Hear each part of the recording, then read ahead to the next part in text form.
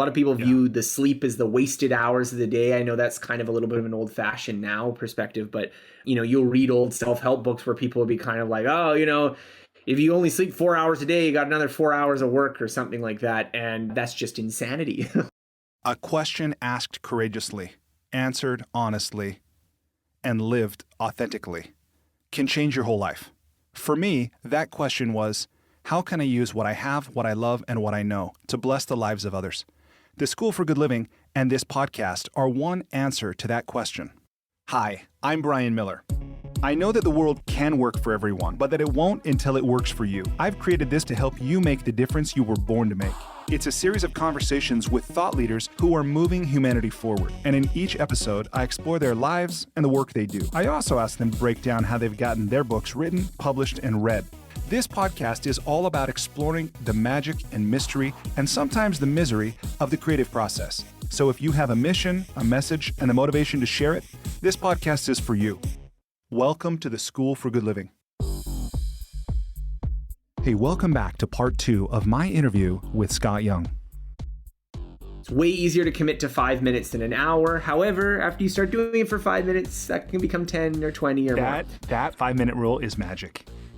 Yeah, it's huge. And it's just because of that very reason that very often we think about it in this big, long, this is 3 hours. I don't want to do 3 hours right now. But if you said, okay, I'm just going to do 5 minutes, you can do 5 minutes.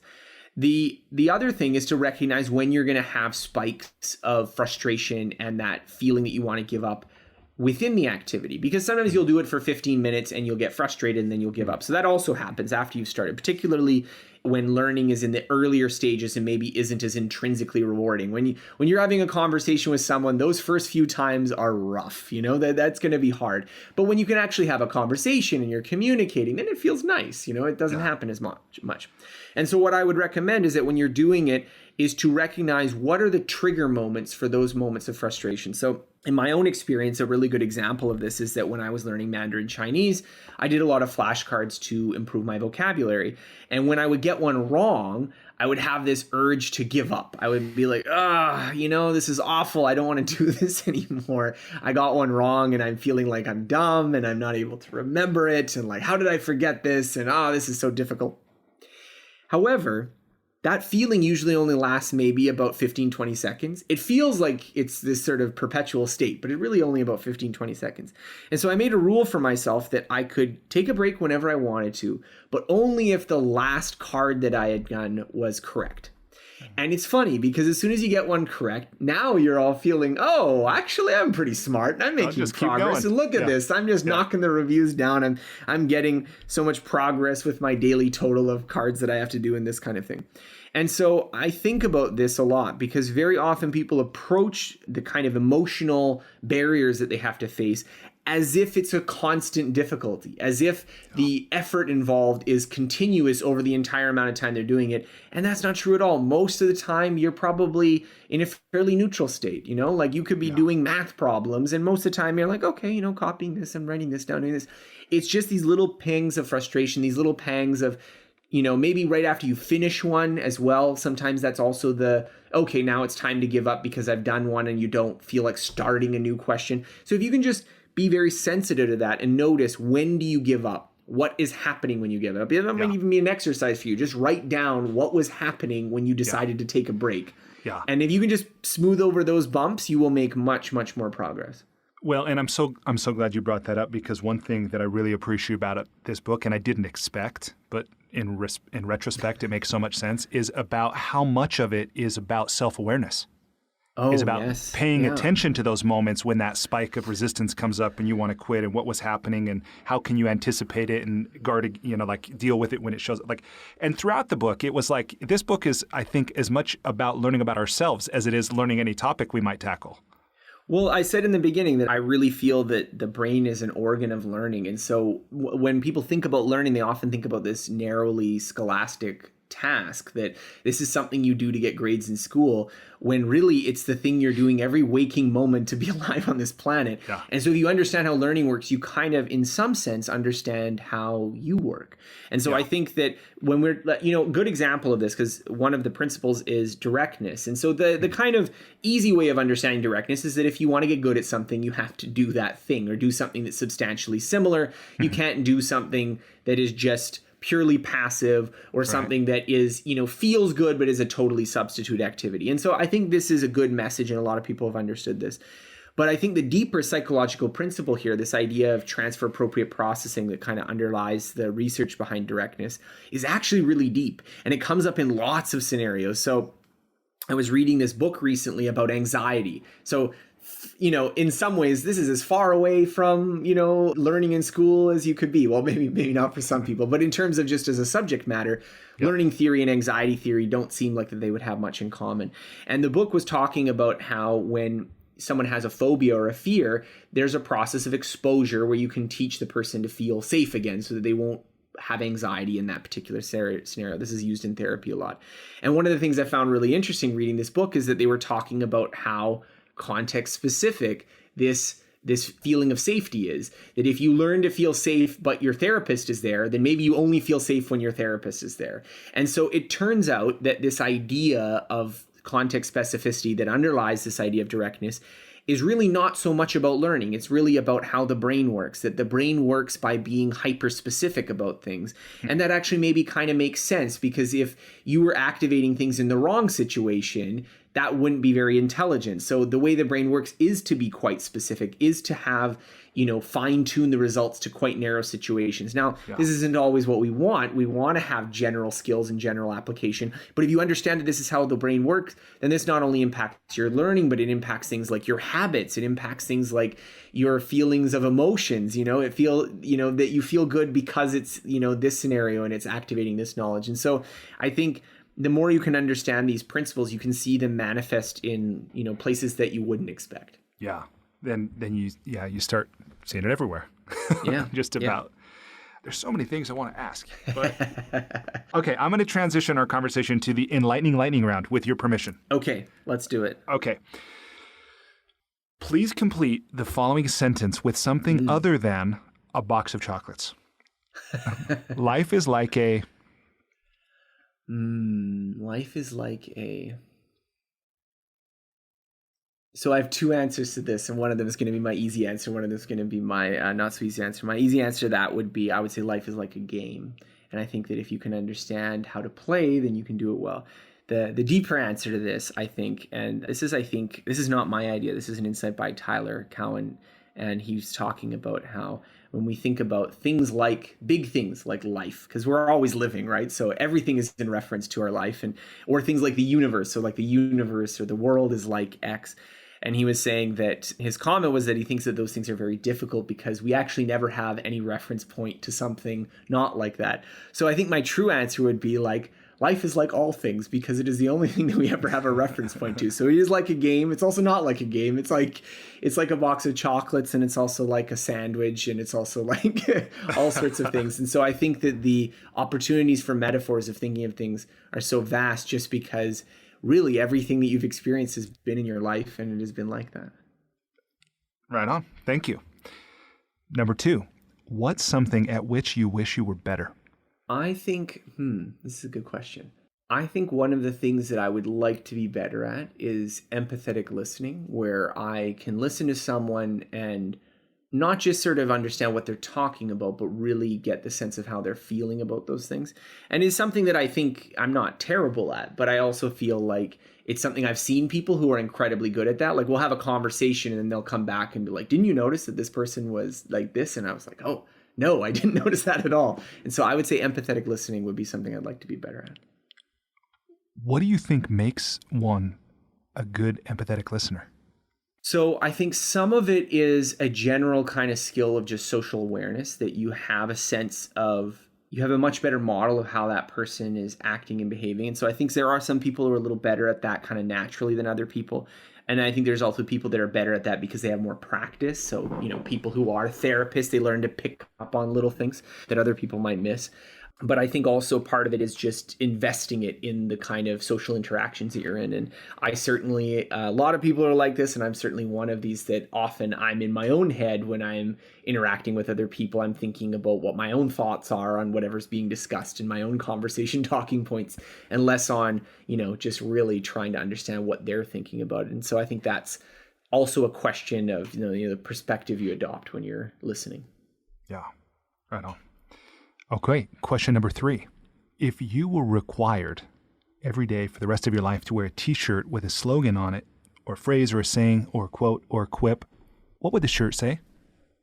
Oh man, this is a really funny question for me, because I generally don't wear any shirts with like sayings on them. Like it's like a little nervous tick that I have, so you're kind of describing something that's like mildly anxiety provoking for me, because whenever I think about like wearing slogan shirts, I'm always like, I wish this shirt didn't have a slogan on it. If I had a slogan, we can say tattoo. You can put it under the shirt. Yeah, tattoo. If you had to have a chest width if I had to have a tattoo, just on my forehead, right? Let me think about that a little more. I'll pass on that particular question, because I think there's an answer to that I could give that would be sort of what would I want my personal slogan to be for myself. But I feel when you wear a t-shirt, you're communicating to other people. So this is what you want other people to think when they see you. You're not usually looking down at your own t-shirt. Sure. So if I'm thinking about a personal slogan, I think, and this is maybe a little macabre, but I like to think that, we're all going to die in the end. And I don't mean to say this in like kind of a negative light, but I think sometimes we build up kind of the importance of things in our life, that we create a lot of anxiety about things, and we get kind of wrapped up in the little things that are there, and we don't really recognize that it kind of doesn't matter. We're all kind of going to the same place. And so I think, not to say that there's an attitude you could take that where you would take everything gravely seriously, but I think it's actually kind of the opposite, that you should be a little bit lighter about things, because it is all going that direction. But then again, I don't think I would wear that as a t-shirt around town. I don't think I'd make many friends that way. Fair enough. Okay. I don't mean to cause you anxiety with these questions, Scott. No. This is all good. Okay. Question number 4. What book, other than your own, have you gifted or recommended most often? I imagine with the book club you have, this might be a hard one. You know what? It's actually because I have I would say that one of my favorite books, and I'm saying it's one of my favorite books also because I don't think most people I've said that it's one of my favorite books have read it. So I think that's always like when you're asking for book recommendations, I'm always going for the what's the book that this person's never heard of before, rather than saying, Getting Things Done, or, one of those books. One of my favorite books, and I think it just had a profound impact on me and shifted my thinking of who I am and what is this business of being alive, it's a book called The Enigma of Reason. And so it's ostensibly about a fairly narrow question, which is, what is the kind of human function of reasoning about things? But to me, it had a kind of profound shift, because it sort of kind of refocused my whole thought about what are all my thoughts and beliefs and all this kind of, I'm a writer. What I do is I write and I talk about ideas and I argue for them and this kind of thing. And this whole perspective really shift own thoughts on that. So if anyone's interested in that, I've written at least two articles on it, and I have a book club episode where I talk about it in quite a bit of depth about all the little ramifications of it. But yeah, that book has definitely led to some deep thinking for me. Right on. Thank you. I had not heard of that book until I read your book club book club selections. Yeah. It's thanks. Pretty interesting. So thank you there were a number on there. I've read a lot of them, but there were some I hadn't even heard of. So yeah, it's pretty cool. Next question. So you travel a ton, or you have traveled. What's one travel hack, meaning something you do or something you take with you when you travel, to make your travel less painful or more enjoyable? What's one thing that I think about, and again, it depends a little bit on the kind of trip that you want to take. I don't want to be one of those travel snobs that is like, oh, well, you have to do this, and if you're doing this, you're one of those stupid tourists. Like, I don't want to be one of those people. So this advice is take it or leave it, but it's an interesting idea that I thought about a lot, which is, don't just travel, have some kind of project to go along with it. And I think the reason for that is that I think that just going to places and just seeing them and taking photos, it does sort of lose its appeal after a certain point. Now, it can be fun, and if you're still really liking doing that, then that's totally fine. I don't think there's anything wrong with that. But I find for myself, I like to have a little project. So obviously this language learning trip is like the ultimate in terms of having a big project to go along with it. But I think even little things like my wife and I, when we went on our honeymoon a year ago, we went to Italy and we had a little project we were going to do sketching. So instead of just, we also took photos, but instead of just taking photos, every once in a while we'd sit down for like half an hour and like sketch where we were. And I found that kind of oriented the trip a little differently, and it's caused me to, slow down and experience it in a different way than I might have if my goal was just, well, I'm just here, I should do that tourism. And it doesn't have to be like an intensive learning project either. I remember when I was in Beijing, one of the little goals I had was that there's lots of different regional cuisines in China. And one thing you'll know if you go to Beijing is that they have all of them, that it is sort of a mega center. So they have all the different types of cuisine. So I made a big list of about I was only there for 2 weeks, maybe 10 days. I made a list of about 10 or 11 different regional Chinese cuisines. And it was I'm going to eat at one of these places. Oh. And this was sort of like a mini goal, kind of I was checking it off while I was traveling around. And it also pushed me to go to different areas and eat in different places and see things that I might not have otherwise. And so I think that's one of the things about traveling that can allow you to I think the real goal of travel is to try to shift your perspective, to try to experience something new and to experience freshness. And so if you do travel a lot, even travel becomes a routine. It becomes something that okay, snap a picture of this, snap a picture of that, check into the hotel. And I think what your goal should be is not just to see a new place, but to be a new kind of person in that place as well. And so I think little projects like this can help. That's a great perspective. And it sounds to me like a very masculine perspective, have an outcome, get it done. It doesn't have to be a goal. It doesn't have to be like that. It could just be approaching it that is going to be a little different. So it doesn't have to be a mission. I would say that it could just be something that you want to, how you want to approach it, sort of, okay, I'm going to do things a little bit differently. So again, that's just for me. Yeah, I love that. Yeah. Thank you. Okay, so what's one thing you've started or stopped doing in order to live or age well? Again, it's not something I've started specifically, but I think it's something that I now pay way more attention to than I used to, which is viewing the sleep I get as the kind of foundation of my overall well-being. I think when a lot of people, when you talk about health, the first thing they think is diet. And then the second thing they think is exercise. And for a lot of people, I think particularly in America, sleep is doesn't even make the list. It's kind of way down there for things that if you were listing health-related outcomes. And I read a really interesting book by Matthew Walker called Why We Sleep. And, even though some of the things I'm not sure whether I'm fully convinced of all the findings in the book, but at the same time, I think it really underscored to me how important sleep is as a biological process, how we often get too little and how it leads to tons of negative health outcomes. And also, performance and cognitive decline. And I think this is one of the most obvious ones because, at least for me, I do think exercise is very important and the research bears that out.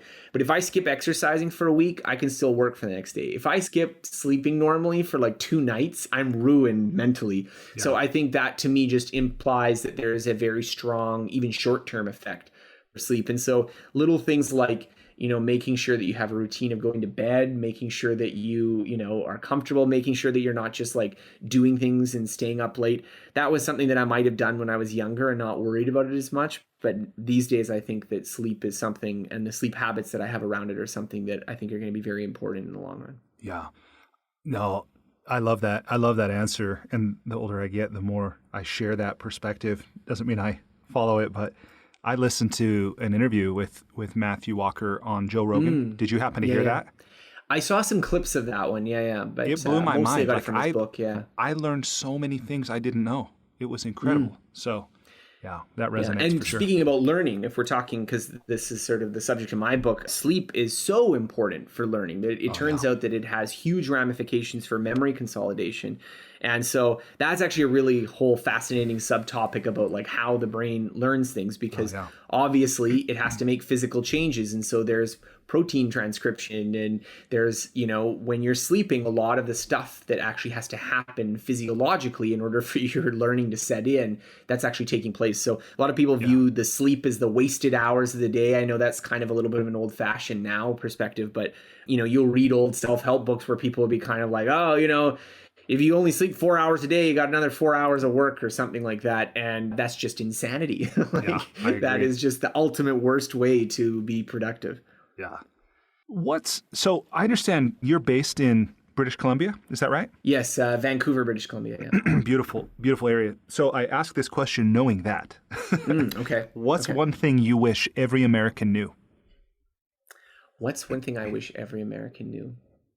It's very difficult to talk about generalities with America because I've met so many different types of Americans, and it's such a large country that, it's quite diverse. So often when people are referring to Americans, they're usually referring to some subset of Americans when they're talking about it.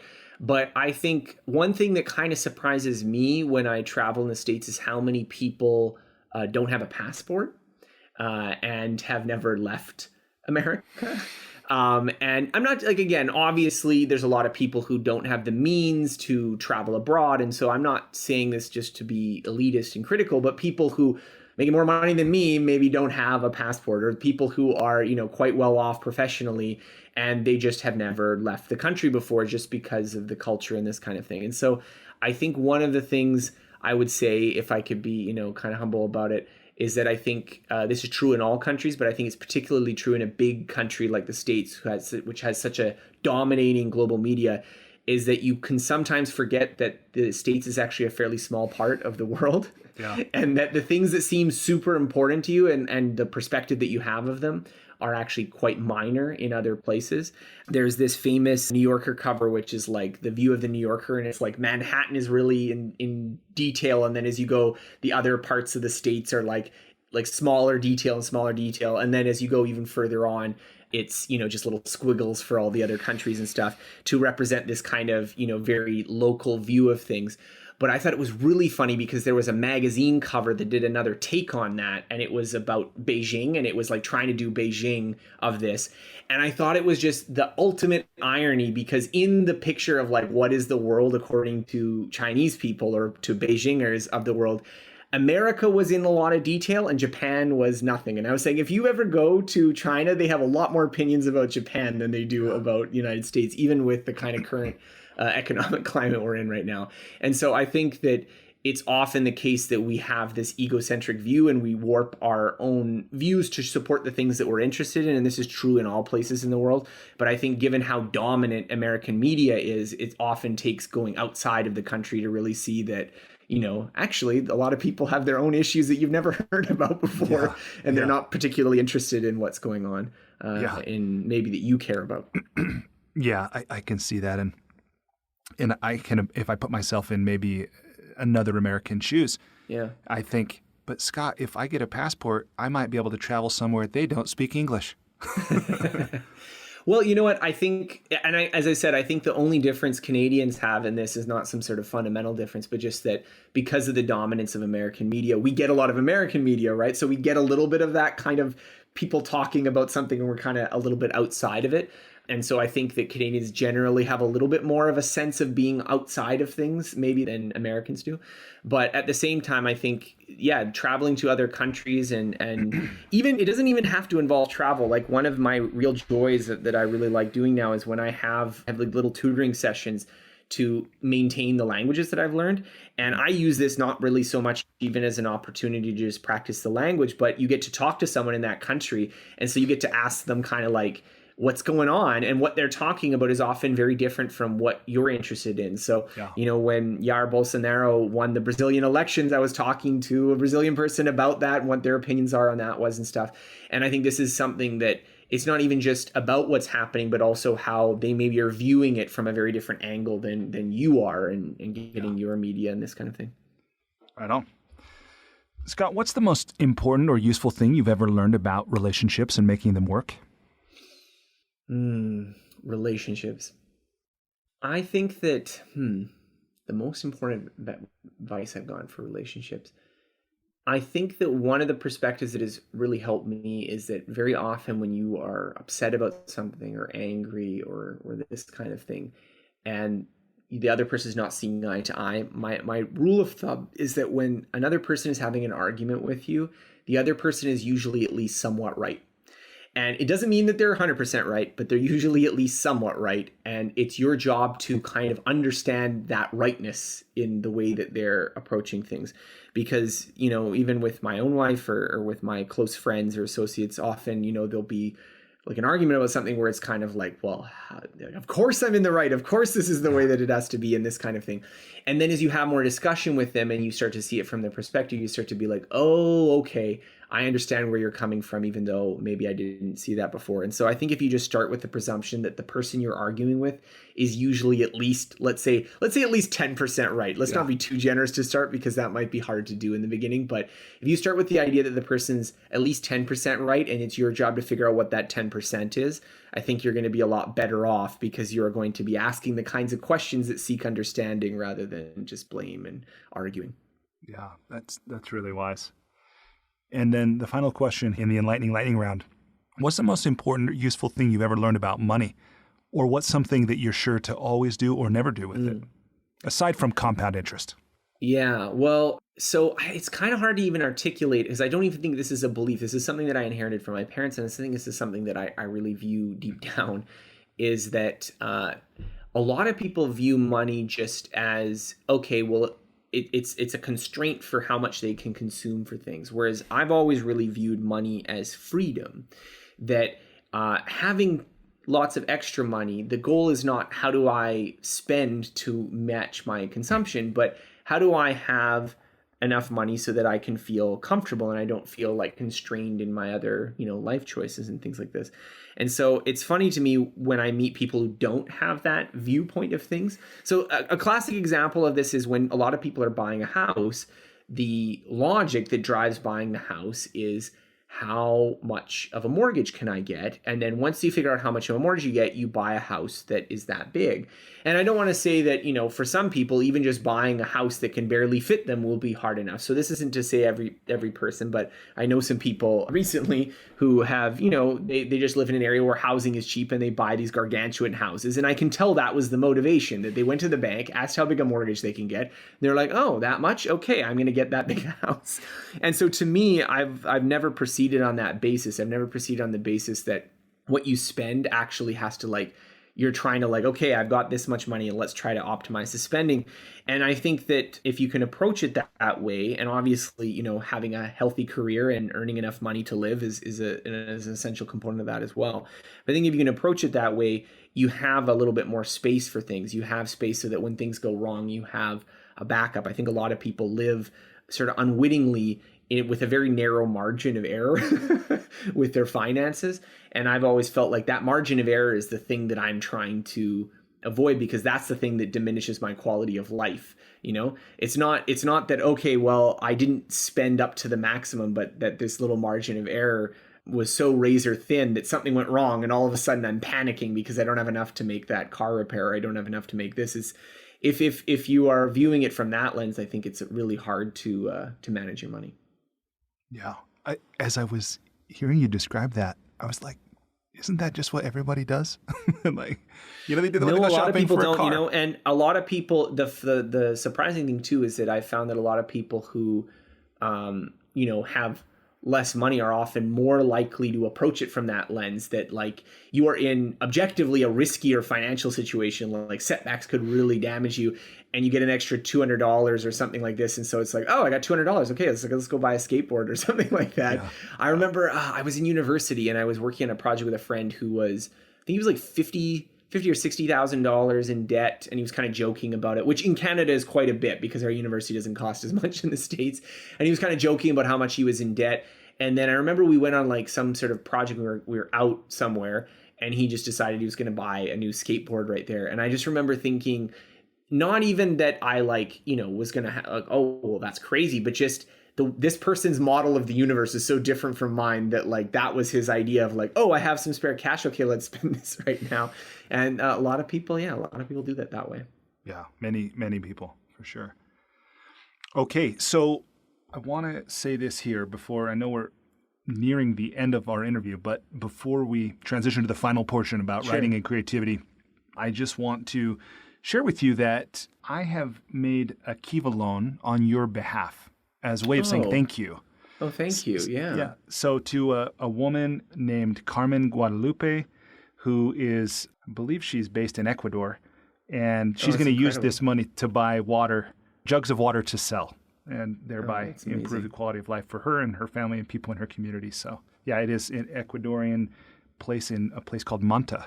So That's very good to hear. Thank you so much. So thank you. And the other thing I want to do here to make sure that I don't leave it until the end and forget it or try to squeeze it in is the invitation. If people want to learn more from you or if they want to connect with you, obviously they can go buy your book on Amazon or at their local bookseller. Yeah. But what would you have them do? So I think visiting my website is probably the easiest. So scotthyoung.com, SCOTTHYOUNG.com. I have like 1,300 plus free articles. I have my own little podcast where I have content that I've done. I don't tend to do interviews, but I have narration of my ideas and content, and including some book reviews that we were talking about a little bit before when I was doing the book club. And I also have videos and ebooks and all sorts of things. So if you come to the website, you can just click around and find some stuff that might be interesting to you. If you've listened this far, if you listen to me this much and you're not totally sick of me, then you might want to dig in a little deeper. Yeah, Scott, I understand you've written more than 2 million words. Does that sound right? It's probably about right. Yeah, it sounds about right. I think, because I would estimate that articles on average of those are maybe about 1,500 words. And then I've also written some books and stuff. So yeah, about 2 million sounds about right. That's amazing. And so if I've got it right, you really began what is probably the professional career. Maybe it was a serious, like an avocation about 13 years ago. So right now we're in 2019. So 2000. Yeah, that was 2006. February 2006 is when I started the blog. That's when I had the first post. And yeah, so I've written a lot since then. I think it's interesting for me because I'm not too old, at least not yet right now. But in terms of doing this kind of work online, I've been doing it for a long time. Yeah, you're one of the occasionally, OGs. It's funny now. I'm kind of like when I'll talk to people who are kind of up and coming writers, it's sort of like, oh, is that what the kids are doing these days? Like that's sort of the feeling I had because, I got started at such an earlier stage of, when blogging was the thing. And now, I mean, people are still writing online, but often the word blogging is not thrown around as much. Who has been influential to you in your career as a writer and why? Oh, lots of people. So very early on, it was Steve Pavlina. He was sort of my real inspiration for personal development and also entrepreneurship really early on. I read a lot of his articles and I liked it. I would say that I resonate with him a little bit less now because I think he's a little bit interested in different topics than I am, but definitely his earlier writing about productivity and goal setting and these kinds of ideas were highly influential for me. And I felt like a lot of my blog was really in homage to that. Other people that I found really influential, Cal Newport, who is of course a good friend of mine as well. We've been friends probably going back, probably about 12 years now. And so I've gotten to see his career really kind of take off as an author. And also because I've kind of, he's been someone who has shared a lot of conversations with me about writing and about these ideas related to learning as well.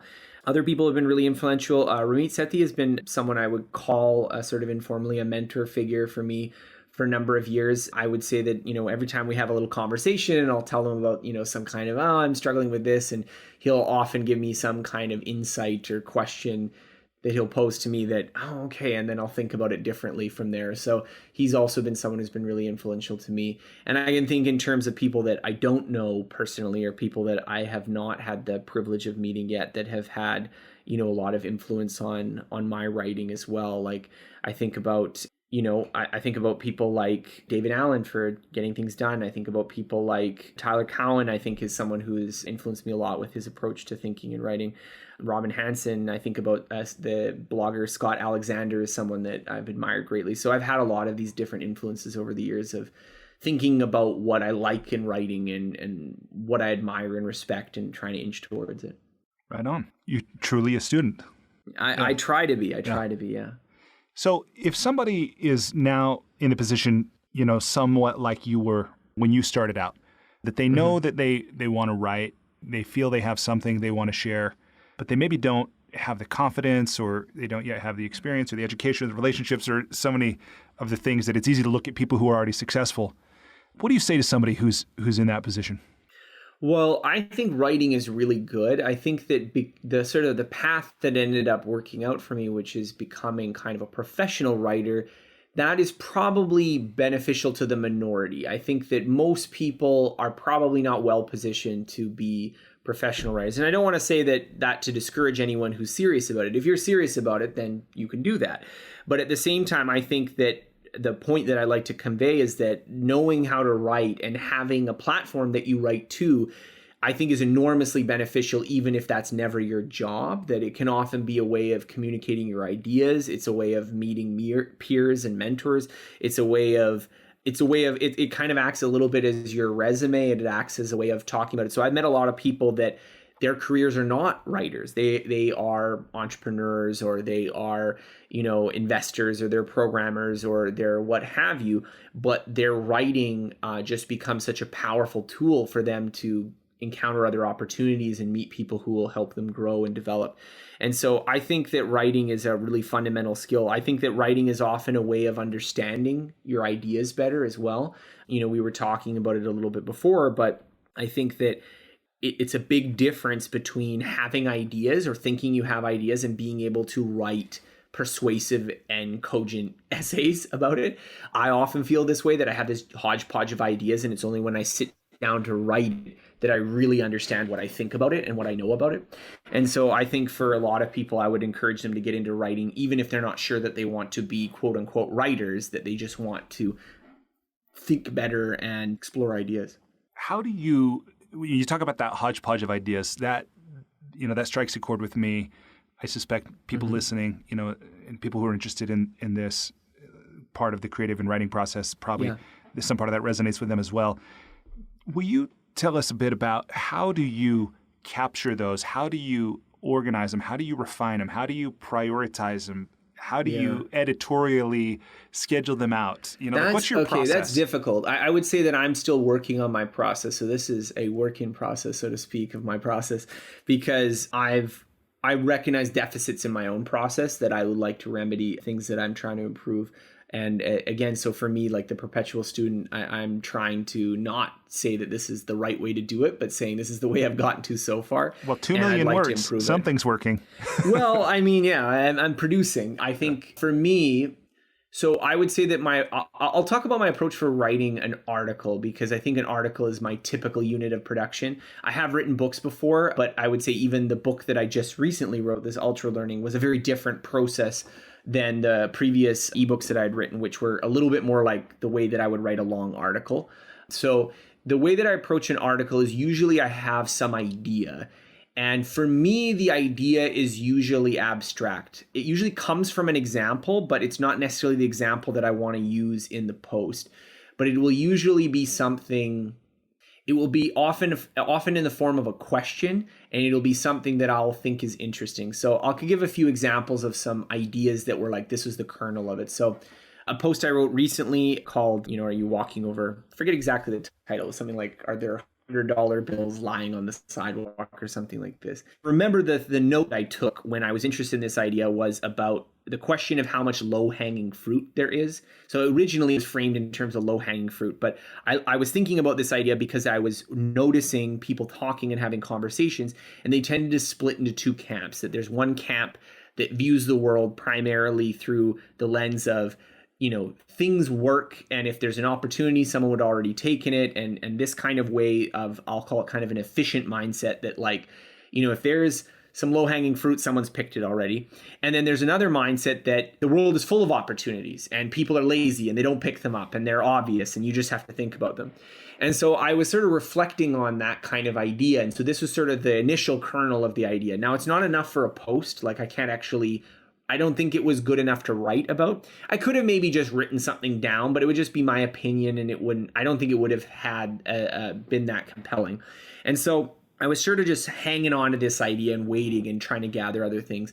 And then I think there were two ideas that sort of I encountered in around the same time that made me think that this idea might be ready to put together in a post. So one of them was the joke, which I opened with, which is, the joke and the reason I called it $100 bills is there's a joke that an economist is walking down the street and he sees a $100 bill on the ground and he decides to walk right on by, because if it had been a real $100 bill, someone would have picked it up already. And so this is kind of a joke, and I liked that because the joke gave me an intro, and so the intros are often very hard and they're often not quite related to my main idea.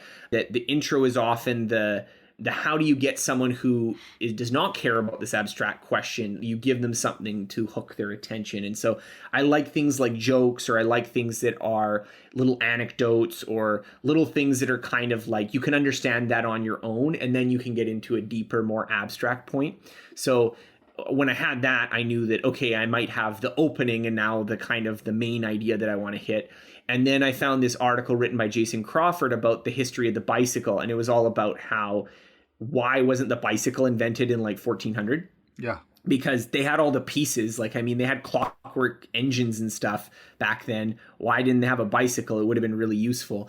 And so he goes into a lot of depth in that article about why it didn't happen. But the basic idea is that inventing a bicycle is hard. It involves a lot of independent design decisions that you have to get right in order to get it there. And so once I had that, I knew that I kind of had like a meatier example to follow up on this. So it wasn't just me pontificating about low-hanging fruit. I had like a clear example. And so in that sense, I kind of judged that I was close enough to having a piece that I sort of went for it. Sometimes I don't need those external research pieces. So, I'm thinking about an article I wrote a little while ago where the idea was that if you categorize different sort of approaches to self-improvement, that they can kind of fit into one of three different categories. That one of them are approaches that focus on hitting the minimum. So how do you make sure that you do at least the minimum all the time? And then there's ones that are average approaches where you're trying to hit some level of output, even though sometimes you go a bit below, sometimes you go a little bit above. And then there are what I could call maximum targeting, where you are trying to hit some extreme result, but it's not sustainable in the long term. And so I thought that was really interesting because I don't know, for me, I tend to be more of a synthesizer than a debater. So I like to see, there's three different people that all disagree. What's the way in which they're all right? That's the way that I like to approach thinking about things. And so at the time, there were a lot of people talking about, and in particular, my friend James Clear was talking a lot about habits. And so he was taking a very minimum targeting approach. He was taking the whole idea that people spend too much on trying to do maximum targeting. They try to spend too much trying to reach these extreme heroic outcomes, and they need to focus on just not ever missing a day at the gym, that kind of thing. And so for me, it was kind of the thinking of like, what's the logic behind that? Like, what is the reason, what is the world in which that's right? And what is the reason why some people disagree or why people might not pursue it that way? And so that was kind of the starting point for discussing that. And so I didn't have as much external research, but I could kind of pull together some different threads. And so anyways, those are two articles I've written and kind of how I thought about them when I was writing them. Well, thank you for sharing that, because I think it can be, it's interesting for me, and I suspect it's interesting for people listening to hear, really that creative process is, it is a process. Yeah. And like when I read Creativity Inc., and I was so impressed by how Pixar has been able to take what is a very complex, lengthy and labor-intensive, many people involved process and replicate it, like consistently produce great output. And whether we're doing it on our own or as a team, there are things we can do. But when you approach an article like this, how often do you publish something, and how long is it, and how do you write to get it done? So I vary. I would say right now I'm doing a once a week article, and that has been sort of my habit for a number of years. In a period of about 12 months, ending kind of in the summertime when the book came out, I've been doing 5 articles a week. And so I did that more as an experiment. And then I felt like the experiment was kind of, okay, I'm not going to do that anymore. It was a little bit harder to sustain. I was sort of nearing the end. I was getting a little bit bogged down trying to keep up that writing pace. And I think there are weaknesses to trying to write that much, because the advantage is that you just get a lot of stuff out. So I would not say that the problem is ideas. Like I usually have enough ideas that I could write. I could probably, if time wasn't an issue of actually producing the articles, I think I probably could easily write 10 articles a week or something. I don't think the ideas are really the issue. I think it's more making a good article requires some effort. And so sometimes you'll start writing and you'll be sort of struggling to put things together. And I think I've also been leaning now towards more of an incubator approach. So trying not to pull the trigger too early and writing about it. So like the low-hanging fruit article, I could have written it right then and just sort of mused about it and then written a few examples, but I wouldn't have had the cool bicycle story and I wouldn't had the so that was sort of like I liked those pieces and that they came in the final one. But if I had just written about it, I might have wasted it because I would have felt like I already covered that topic. I don't want to do the same idea again, just with some new ideas. So sometimes that can be the trade-off of writing on a regular schedule, is that because you have to publish, you sometimes publish things maybe before they've reached their ideal maturity. But if at the same time you wait for everything to reach its ideal maturity, it starts to get rotten, right? So you have to kind of find that right freshness zone where you're posting things that are ripe, but not starting to spoil. Yeah, that makes sense. How do you, as like a practical matter, how do you capture? Do you Evernote? Do you Trello? Do you have... These days I'm doing Evernote. I gotta say, like, a lot of my writing habits, and this is one of the things that I'm trying to improve in my process, is based on my own memory. And that has issues, because not so much because I can't think of things, but because then I can't find the source. And I find this is particularly bad for certain things like Twitter. I can never find things that I was like, oh yeah, someone was saying this on Twitter and it would be really good because it's this good reference. And then like, good luck finding that again. Like if you found it once, you can never find it again. And so for those things, if it was longer than like a week ago, you're never going to find it. So those things I'm really trying to get a lot better about references. And I also think that was a weakness even in writing my book, is that doing things on memory, I think that can lead to worse research because you maybe remember things in a slightly different way than you actually read them. Yeah. And so that kind of, if you're not as careful about that, then that can be a little bit more difficult. And so writing this book, citing everything and making sure everything was kosher that way was, that was a bit of a challenge for me, just because I would read something and be like, oh yeah, I remember this, but the way I've remembered is not exactly how it happened. And then that leads to you doing some journalistic malpractice if you're not careful, right? Yeah, for sure. Well, something I wonder if you do that I had never heard of, even though I was an English major and I've loved reading and writing for my whole life, until I read an article that Ryan Holiday wrote recently about a commonplace book. Oh yeah. So there's a related idea to that called the Zettelkasten system, which is like a system for like keeping your notes and stuff. So I've been experimenting with that. It's still a little early for me to like say what I'm going to do with it. Right now I'm doing Evernote, but the thing that I feel is like the real kind of cutting edge that I want to be able to get from that is that a lot of note-taking systems are just a dump, that you're just kind of dumping stuff in a location, but then you still need to know that it's in there to retrieve it later. Right. So you're really just facilitating searching. You're not really facilitating insight. And what I'd like to have is a system that, and this is why the Zettelkasten system is kind of popular. So for people who are interested in that, I highly recommend a book by Zenke Ahrens called How to Take Smart Notes. So if you Google How to Take Smart Notes, you'll find him.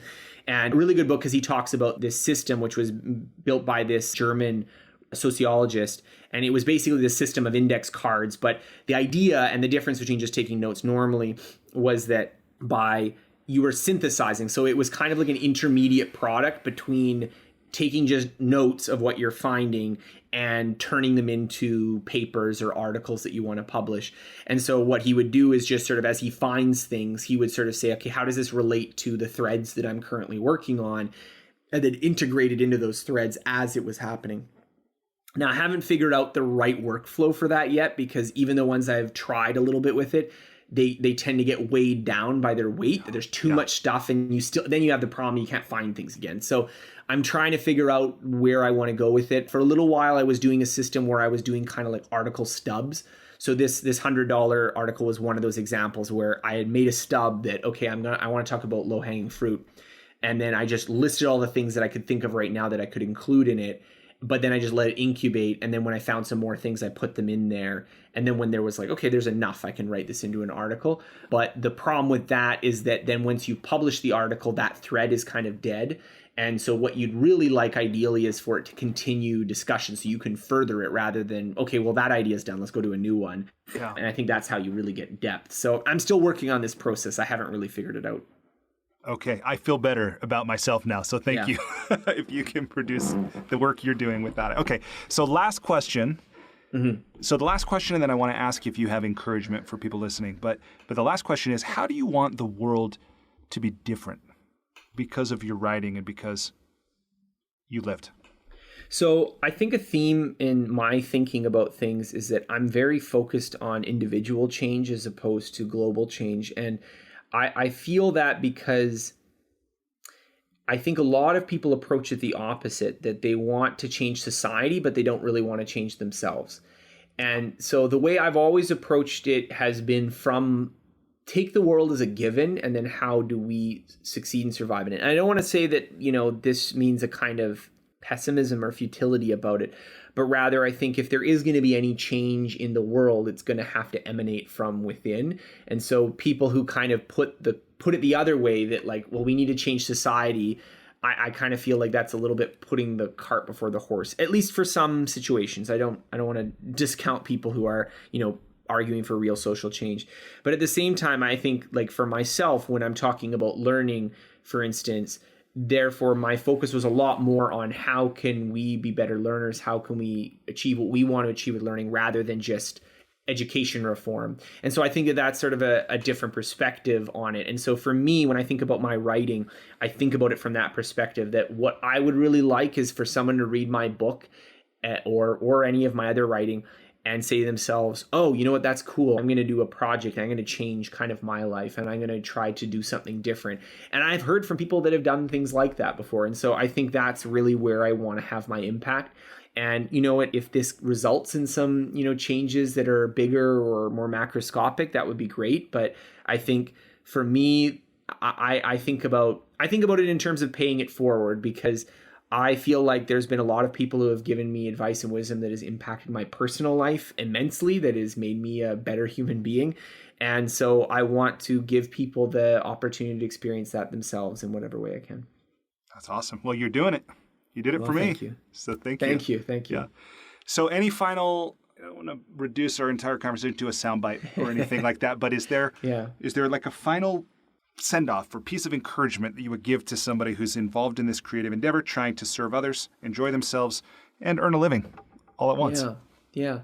So again, as we've been talking for a while, so it's kind of hard to put a final touchstone on everything that we've discussed. But I do think that if you approach your life from the lens of learning, so if you approach it as that your problems in life are learning projects, if you approach it so that the things that frustrate you and stress you out are things that you can understand, that there are systems at work, I think when you approach life from that perspective, it unlocks some things that are a little bit harder to do from other perspectives. So there's lots of different perspectives people suggest for taking on things in life. But I think if you treat a lot of things that maybe don't seem like learning projects as if they were a learning project, I think you often approach it with more humility, with more curiosity, and indeed with more likelihood of, proving yourself wrong, which I think we probably need more of in the world these days. And so I think if you can approach your life from that angle, you'll make more progress than if you just see it as an issue of hustle or grind or even just about having the right beliefs and faith and confidence in yourself. I think if you open yourself up to curiosity, you'll find a lot more interesting things than you had encountered before. Yeah. And probably have a lot more fun than you would otherwise. I would hope so too, yeah. Yeah. Awesome. Well, thank you, Scott. You've been so generous with your time and your wisdom, your experience. I'm really grateful to you, and I thank you for me and on behalf of everybody who's listening. No, thank you so much for having me. Despite living in an age where we have more comforts and conveniences than ever before, life isn't working for many people. Whether it's in the developed world, where we're dealing with depression, anxiety, addiction, divorce, jobs we hate, relationships that don't work, or people in the developing world who don't have access to clean water or sanitation or healthcare or education, or who live in conflict zones. There's a lot of people on the planet that life isn't working very well for.